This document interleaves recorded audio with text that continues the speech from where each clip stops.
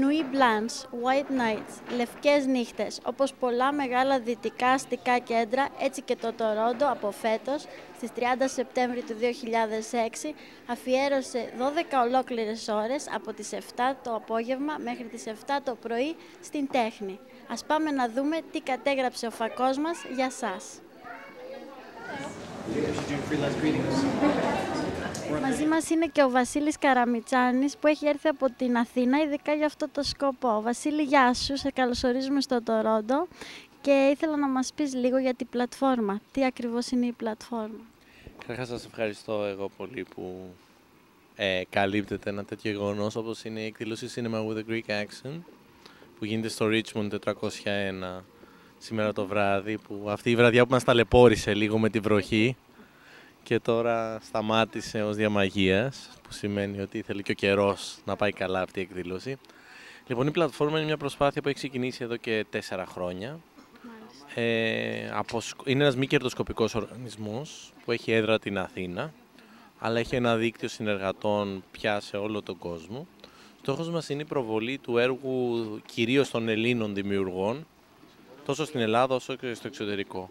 Από το ξεκίνημά μας είχαμε δώσει έμφαση στις ταινίες και στα οπτικοακουστικά έργα. Σήμερα πια η δράση μας εξυπηρετώνεται στην προώθηση όλων των μορφών τέχνης. Δηλαδή και εικαστικές τέχνες και κομμάτια του αστικού πολιτισμού, όπως τα ονομάζουμε. Η εταιρεία λέγεται, το πλήρες όνομα είναι Πλατφόρμα Εταιρεία Αστικού Πολιτισμού. Ναι. Άρα αφορά σε οτιδήποτε πολιτιστικό γεννιέται στο περιβάλλον μιας πόλης. Οπότε είναι μια δημιουργία, ένα δημιούργημα ανθρώπων που θέλαν κάτι παραπάνω από αυτά που συμβαίνουν γύρω.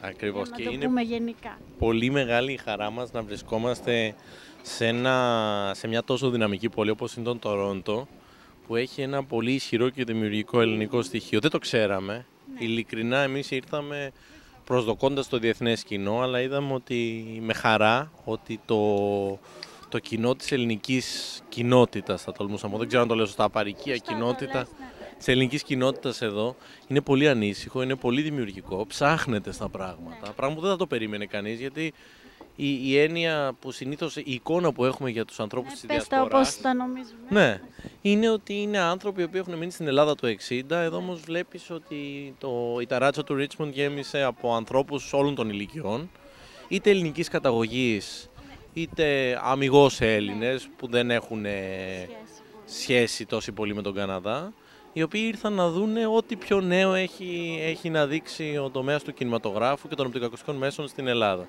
Και αυτός ήταν και ο σκοπός μας. Και θα ήθελα με την ευκαιρία αυτή να ευχαριστήσω το Ελληνικό Γενικό Προξενείο για την πρόσκληση αυτή που μας έκανε και για την ευκαιρία που μας έδωσε και να αναγνωρίσω το γεγονός ότι η προσπάθεια που κάνουν πια ξεπερνάει τα τυπικά δεδομένα μιας δημοσιοϊπαλληλικής νοοτροπίας και πραγματικά βοηθάει στο να εκπροσωπείται σωστά η χώρα μας και ο πολιτισμός μας στο εξωτερικό και συγκεκριμένα στο Τορόντο. Ίσως επειδή θα μας ακούσουν πολλοί και κάποιοι στην Ελλάδα σήμερα, ίσως αυτό να δείχνει ότι διψάει ο κόσμος για κάτι παραπάνω, αυτό που είπες πριν για τον ελληνισμό εδώ. Καμιά φορά αισθάνομαι ότι στην Ελλάδα νομίζουν αυτό, είμαστε κολλημένοι στο 60, μπορεί να ήταν κάποτε λίγο αλήθεια, αλλά ίσως, ναι, εγώ δεν είχα γεννηθεί, αλλά ίσως τώρα έχουν αλλάξει τα πράγματα και ο κόσμος ψάχνει για κάτι άλλο, διψάει για κάτι άλλο και ίσως είναι και η σειρά της Ελλάδας να τους το δώσει. Συμφωνώ και να μην ξεχνάμε ότι τώρα πια οι συνθήκες είναι εντελώς διαφορετικές. Δηλαδή η επικοινωνία, ακόμα και η αεροπορική συγκοινωνία με την Ελλάδα είναι καθημερινή και εύκολη. Παλαιότερα η επαφή ήταν πολύ πιο δύσκολη. Σήμερα με το ίντερνετ, με τις νέες τεχνολογίες γενικότερα, όλα αυτά τα πράγματα έχουν γίνει ταχύτερα, χωρίς τα προβλήματα που αντιμετώπιζε κάποιος για να επικοινωνήσει με ό,τι σύγχρονο υπήρχε στη χώρα μας. Και τώρα για την πλατφόρμα λίγο, γιατί μας ενδιαφέρει αυτό, μια και όλοι πάμε, ερχόμαστε στην Αθήνα. Η Αθήνα είναι 12 ώρες μακριά, δεν είναι τόσο μακριά.